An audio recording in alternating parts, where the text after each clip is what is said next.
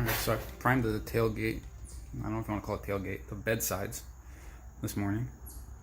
And while they're drying, we're going to continue doing other stuff because watching paint dry is not so much fun.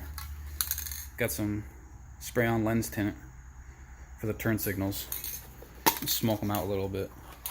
We're going to put LED bulbs in it eventually to make up for the fact that they're smoked. Problem solved.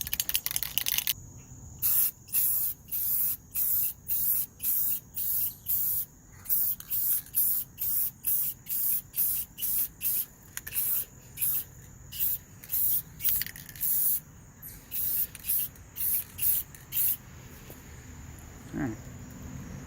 Actually looks really good already, but we'll give it a couple minutes and do another coat.